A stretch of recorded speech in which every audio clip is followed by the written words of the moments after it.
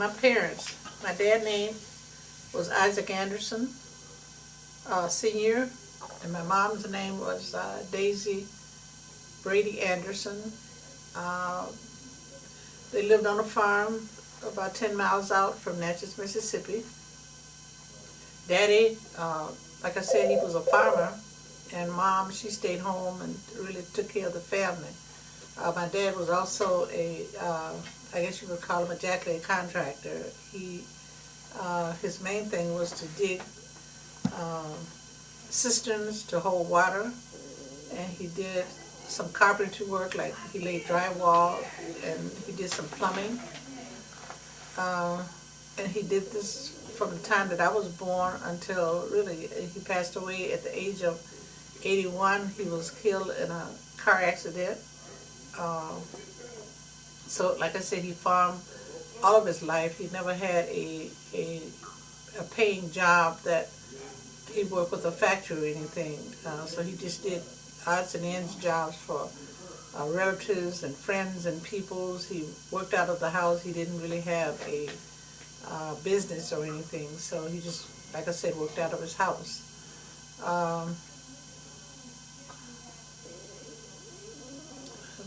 And your mom? Oh, and my mom, like I say, she stayed home and took care of the family, and she never had a job. She would cook. She would bake cakes and cook for different activities whenever there was a program or an event that was going on, either at church or some other type of local events. They would always ask her to cook because they felt that she was a very good cook, and her specialty was pound cake and peach cobbler. So she was always cooking for somebody, and she would go and visit the sick. A lot of people knew her as I guess you would call it I think there's a name for it, where you would go in and sit with the sick and cook for them and take them food from her house to their house, or either go to their house and cook. So that was her passion. She was a deaconess of the church for over 50 years. No, I'm sorry, mother of the church for over 50 years. My dad, he was also the head deacon of the church for over 50 years. So they were very active in church, and that's how they spent their lives. They didn't, like I said, they didn't have regular jobs like most people. All they did was work for themselves, from home. Okay, do you remember anything about your grandparents on either side? Well, I know my grandmother, she died at an early age. I never knew her. So my mom, she was raised by her grandmother, and she was my great-grandmother. My dad, I knew his mother, but I never knew his dad, because he also died at an early age. Mom's grandmother, who finally came to live with us after she got a certain age, and Mom had another brother, Uncle Charlie, who my great-grandmother lived with for a while, and then when he passed away, Grandma Harriet came to live with us, and she stayed with us until she passed away. I don't remember the year that she passed because I was real young when she passed away, but I know she did come and live with us for several years. Okay. Can you tell us a little bit about your brothers and sisters, from Okay. oldest to youngest? Okay, I had 8 brothers and sisters. My oldest brother was named James Anderson. He was, like I said, the oldest of the family. Isaac, who was the next oldest, he was a barber. He went to the Army. He was at the CC camp, and he was a barber at trade. And then I had another brother after Isaac. His name was Charlie. I never knew him because he died a crib death, and he was the third of my siblings. Marjorie was next. She was the first girl born in the family. She ended up being a school teacher, and she taught for over 30 years, retired from teaching from one of the schools in Natchez, Mississippi. My sister Doretha, she was a nurse. And after becoming a nurse, she changed careers, and she became she moved to Chicago. She was in charge of a community action program, and that program consisted of giving out funds for at-risk clients. And then she moved back to Natchez, and she got another job working in the same capacity at the community action program. Robert, who was my next youngest rather, he finished school at Baton Rouge, Southern University in Baton Rouge. He got a job at Boynes in Seattle, Washington, where he ended up being the head of the payroll department, the staffing department, and he was the one that designed the propeller on the plane. I think that was the propeller. Freddie, my next youngest brother, or I was next, as you know, and I'll tell you about me a little later. And then Freddie, who was my youngest brother, he ended up with a landscaping business in Natchez, Mississippi. So he did all the landscaping for a lot of the citizens in Natchez, Mississippi. Okay. Natchez, Mississippi. Tell us a little bit about growing up in Natchez. Growing up in Natchez? To be honest with you, I only went to Natchez town on Saturdays, okay? Because we lived about 10 miles out from Natchez, Mississippi, and on Saturdays, Dad would take us to town, and that's when we did our little shopping that we could do.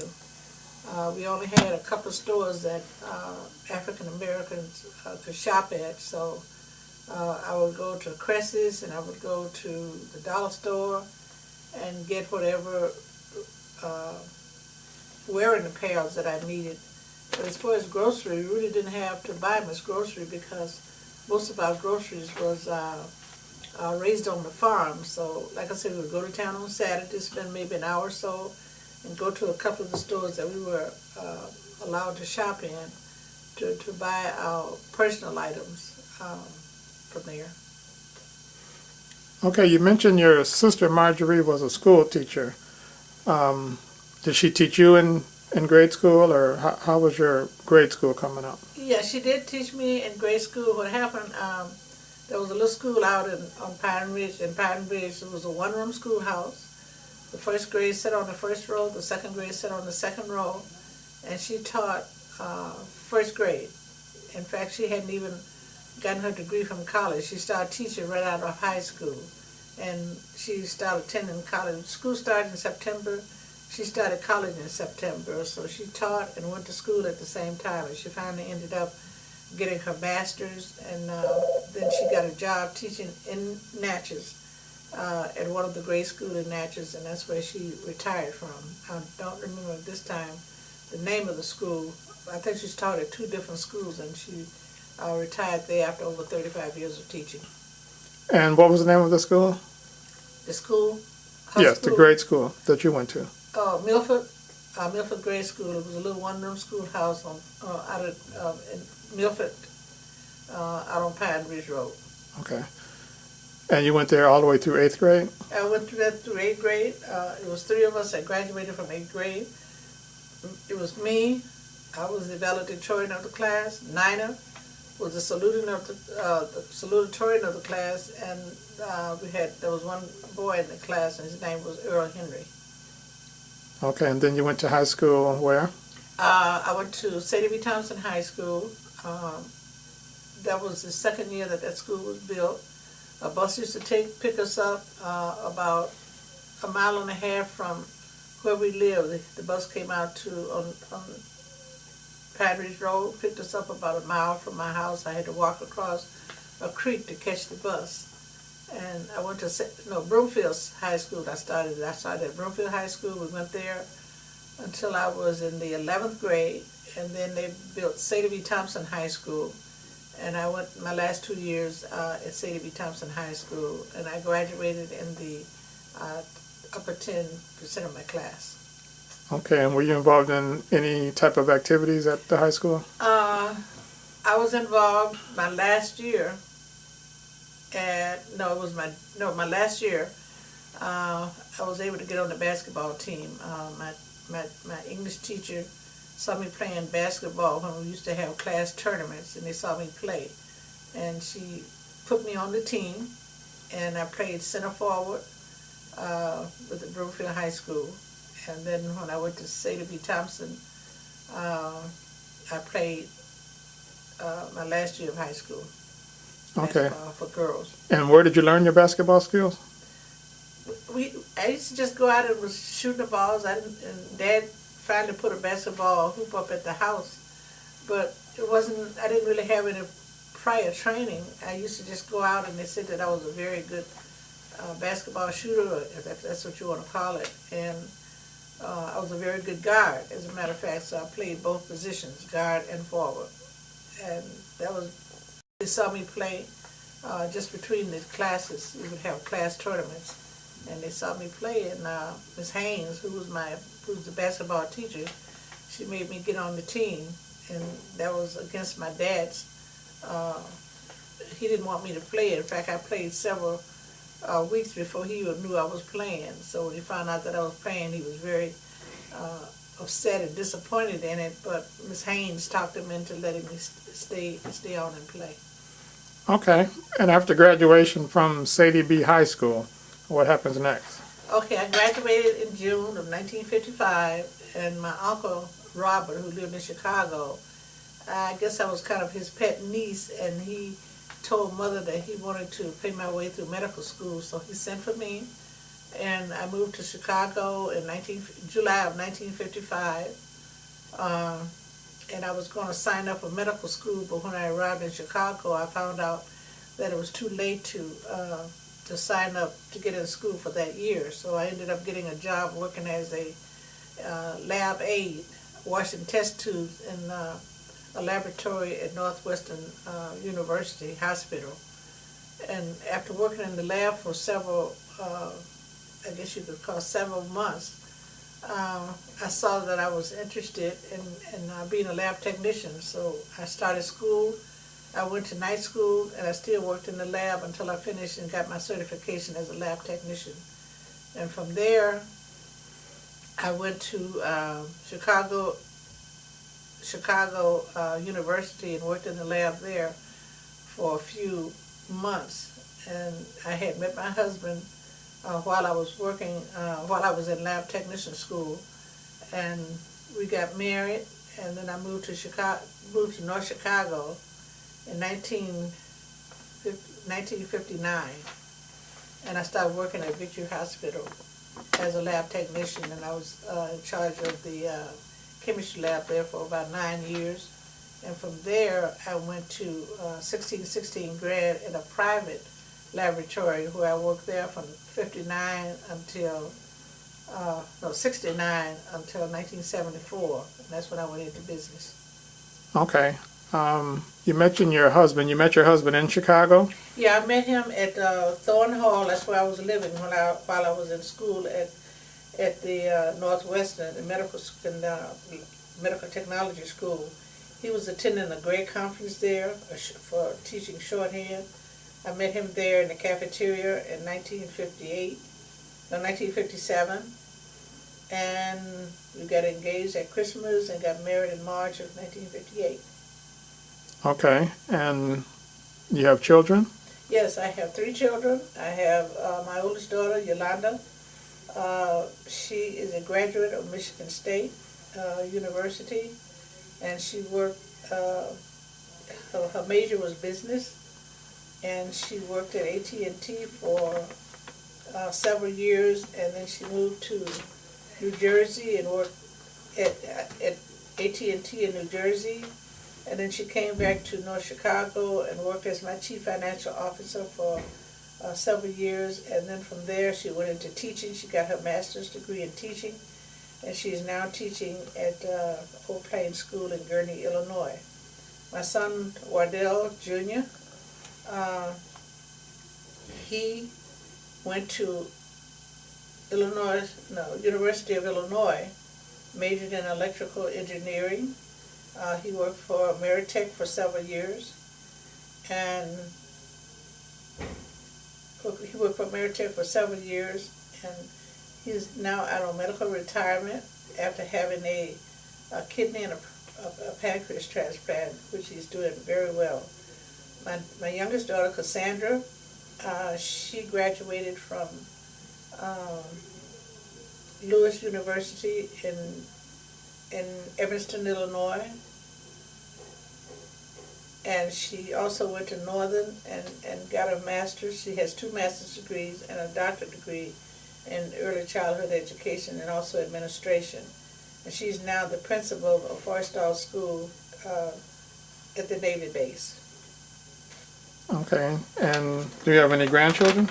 Yeah, I have 2 grandchildren from my son, Waddell Jr.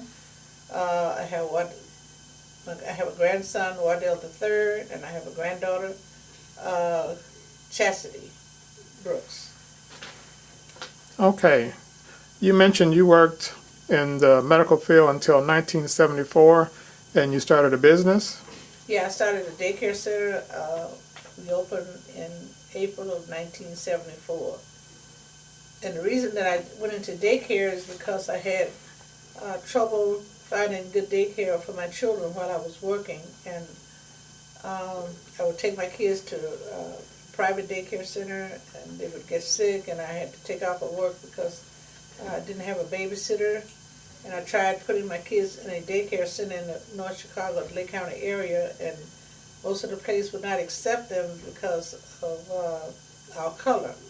So I decided that I was going to build my own daycare center. So what I did, I checked around with the other daycare centers to see what they were offering, and I decided I didn't really see anything that I really liked, so I decided to design my own daycare center and built it from ground. And our first enrollment was for 100 students, and after 6 months we were filled to capacity. I added on for another 50 kids, and that center was licensed for 150 kids.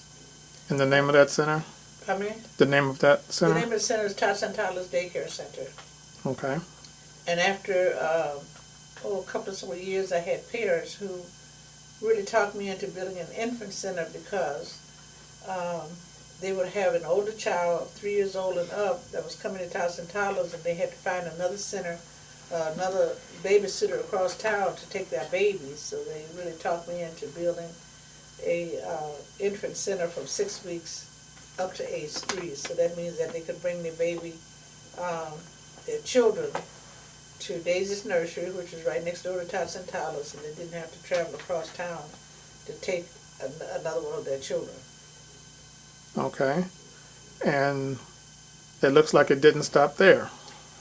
No, what happened, I was getting a lot of calls from either parents or people who had young daughters, and some of them was having problems with their daughters. They would become pregnant, and they didn't want to deal with that. And I had young women call me and ask me if they knew any place where they could go to stay because they had been put out of their homes for whatever reason. So I checked into that situation, and I went to the State Department of Children and Family Services and asked them about the possibility of starting a program for young women 12 to 18. And again, I decided to design a building for young women ages 12 to 18. And we got a contract with the Department of Children and Family Services, and I opened up a residential facility for women 12 to 18. And after that? And after that, in taking in girls from 12 to 18, when they finished the program at 18, they really didn't have any place to go. There wasn't anything available for them after the age of 18. So I decided to develop some vocational programs so that when the young lady would finish my program, they would be able to take some vocational programs that would assist them into becoming job marketable. So I started a vocational program that included school. First of all, I started an alternative school because I found out that my young ladies was not being, they were not able to function in a regular classroom because they had not been attending a regular school during their stay in the Department of Children and Family Services shelter. So I started an alternative school, 9th through 12th grade, right on site. And then for vocational skills, I had a school of cosmetology, school of nursing, GED, child care, and a computer school. And what I did, I chose vocational programs that would assist the young ladies into becoming job marketable once they left my program. And we also assisted them in getting jobs and helping them to find housing in the area that they wanted to stay in. So the program was very successful. Like I say, once they left me, they were able to get a job in the community or either move back to the area where they came from. Okay. And looking around your office here, it looks like you have many degrees and many awards. Can you tell us about some of them?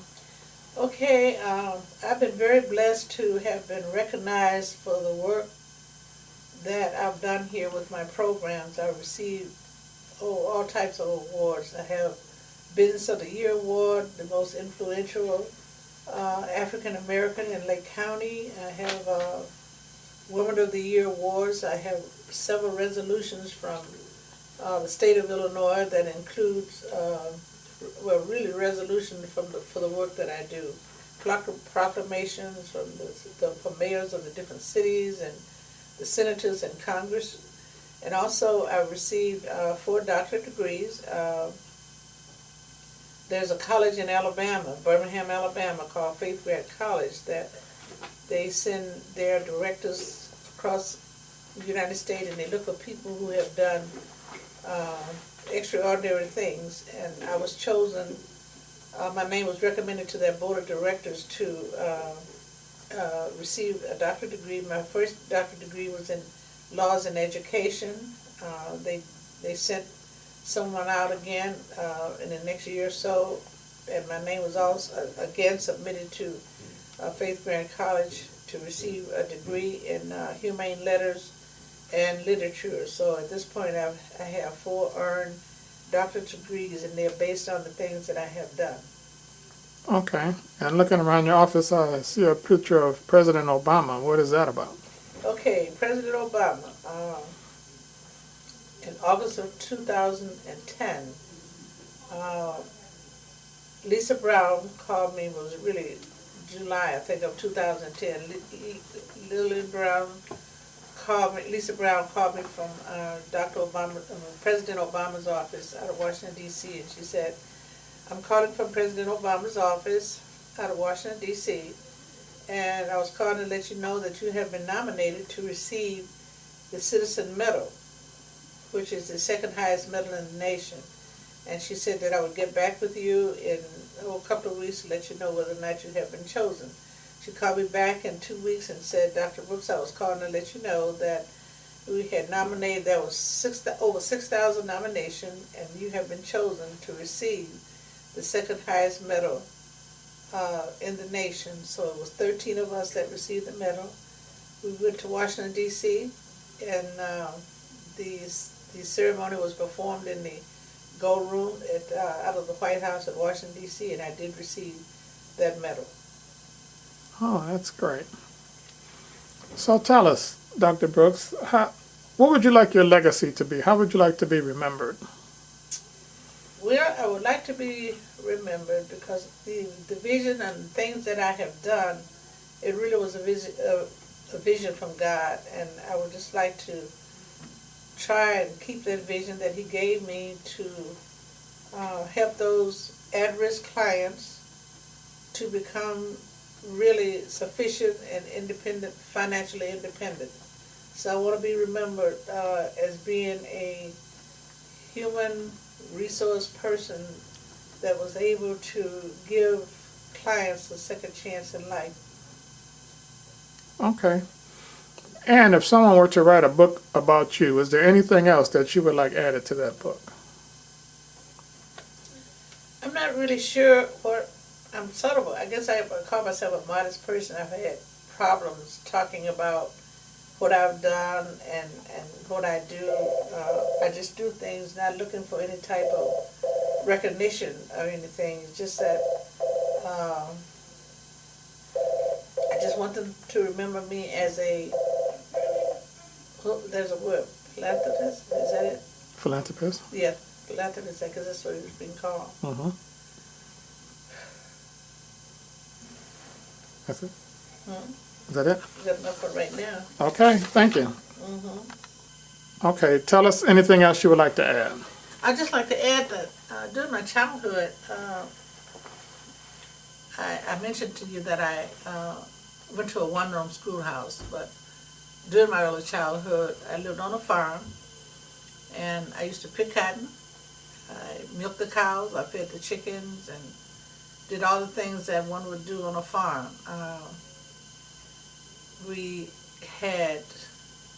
had 139 acres, and that was all mostly farmland. And I was one of the ones that had to go to the field. I had another sister who was living at home at that time, but she didn't have to go to the field. She stayed home with mom and cooked and washed and ironed and stuff. And I think it's because she was light skinned and I was darker, and I had to go to the field with Robert and Freddie uh, to do all the farm work, or to do most of the farm work with them. So I felt like I was being discriminated against because of the color of my skin. So uh, that was bringing up my childhood, and I used to help with my nieces and nephews. Jimmy's kids, he had 10 kids, 5 boys and 5 girls, and I used to help babysit them because they were all younger than me. So I babysat it, whenever they needed somebody to stay with the kids, and then the rest of the time I worked in the fields. And went to town on Saturdays and just pick up some personal things. My salary from working in the field was like $20 a year. And that money was used to, like I said, pick up some little items and stuff.